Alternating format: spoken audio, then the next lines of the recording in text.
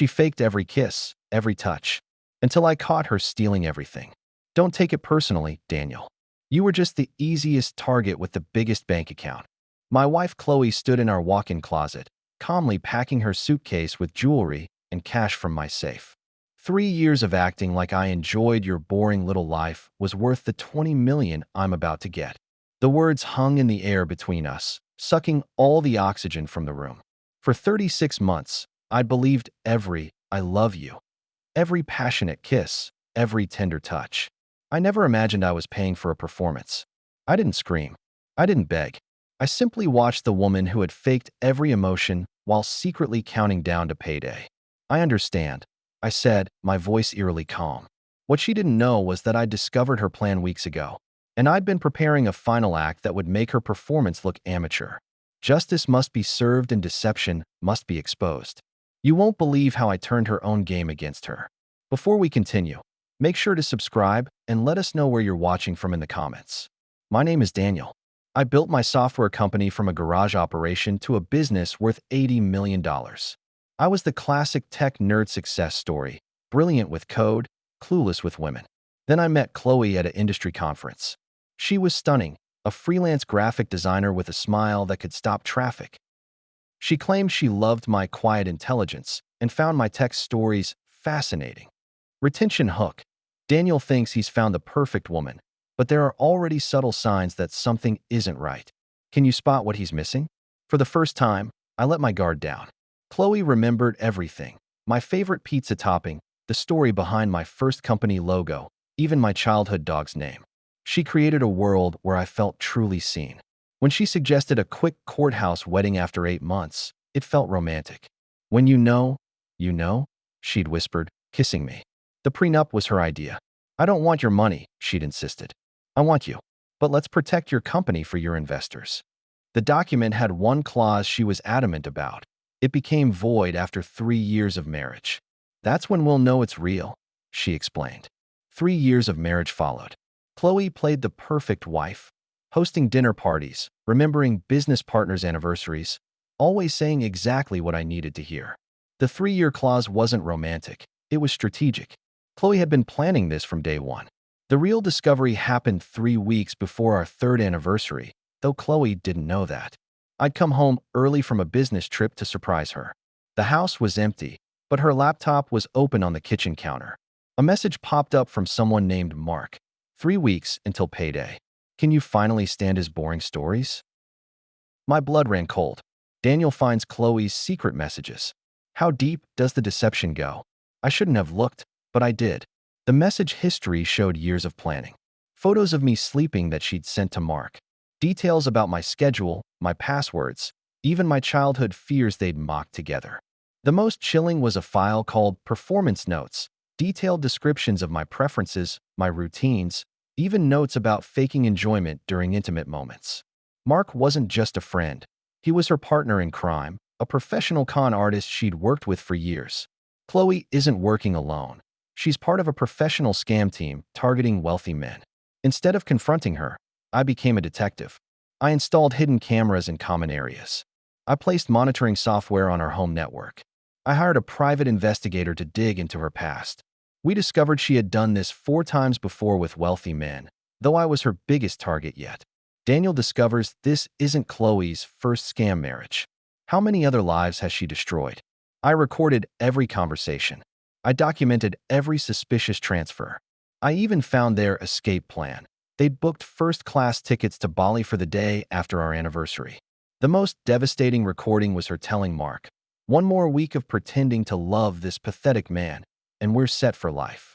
I created Project Truth, a complete file of their scheme with timestamps, financial records, and their own messages admitting everything.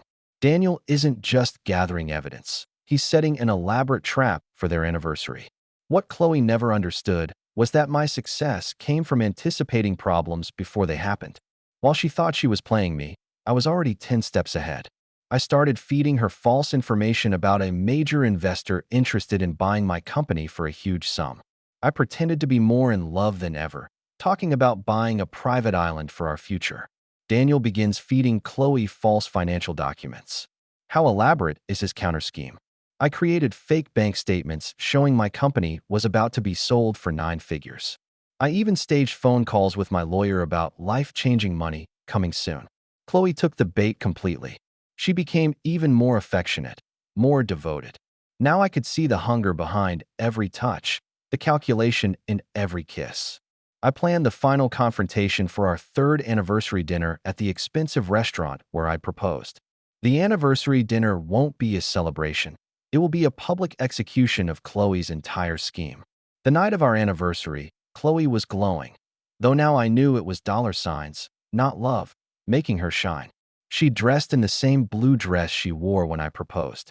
At the restaurant, I played my part perfectly. The doting husband, reminiscing about our beautiful journey. Then, right after dessert, she made her move. "Daniel," she said, her voice suddenly businesslike. "The performance is over. The prenup is void today. My lawyer will contact you in the morning." She stood to leave, a triumphant smile on her face. "Don't take it personally. You were just the easiest target with the biggest bank account." I remained seated, perfectly calm. "Actually, Chloe, the show's not over yet." Chloe thinks she's won, but Daniel has one final card to play. The real performance is just beginning. I nodded to the restaurant manager. Suddenly, the screens around the dining room lit up with Chloe's messages to Mark. Her voice filled the room. "One more week of pretending to love this pathetic man." The other diners stared in shock. Camera phones emerged. The public humiliation is devastating, but the real drama is just beginning. "What other evidence does Daniel have?" Chloe stood frozen, her face pale. "What have you done?" "I've been documenting your little performance," I said calmly, "along with the 4 other marriages you've scammed." I played more recordings, her practicing her "I love you"s in the mirror, her mocking my childhood stories, her and Mark planning their escape to Bali. The restaurant was utterly silent except for her own voice betraying her from the speakers. Daniel reveals he knows about all her previous scams and has contacted her other victims. The fallout was immediate. Chloe and Mark were arrested the next morning on multiple charges of fraud, conspiracy, and embezzlement. My lawyers used the evidence to not only uphold the prenup, but to sue them for everything they'd stolen in previous scams. The legal battle reveals Chloe's real identity and shocking past. Who is she really? The investigation uncovered her real name was Jessica Miller, with a criminal history dating back to her teens. Mark was her brother, and they'd been running this scam their entire adult lives. I established the True Love Foundation to help victims of romance scams. The media coverage was massive, positioning me as the victor rather than the victim. They both took plea deals. Chloe got 7 years, Mark got 10. The foundation becomes Daniel's ultimate revenge, using his experience to protect others from similar scams. Chloe requested to see me before her sentencing. She looked nothing like the sophisticated woman I'd married. "You ruined my life," she said, her voice hollow. "You tried to steal mine," I replied. "There's a difference." She finally met my eyes. "I did care about you in my way." I shook my head. "You cared about my bank account. You cared about the life I could give you. But you never cared about me." She looked away. "The island. Was there really an investor?" "No," I said. "But you were so greedy you couldn't see it was a trap." The guard came to take her away. In that moment, I saw the ghost of the woman I thought I'd loved. In their final moment, Chloe reveals she might have actually developed feelings, making her betrayal even more tragic. Today, my company is stronger than ever. The publicity actually helped business. Everyone wants software from the man who outsmarted professional con artists. I'm dating Sarah, a teacher I met through the foundation. She knows my whole story and loves me for who I am, not what I have. Last week, we visited the foundation together. A man approached me, tears in his eyes. "You saved me," he said. "I was about to propose to a woman who fit Chloe's pattern exactly." As we left, Sarah took my hand. "You turned your pain into protection for others." I looked at the woman who had never once faked anything with me and finally understood what real love felt like. The fortune Chloe tried to steal is now being used to build something meaningful. And that's the sweetest revenge of all.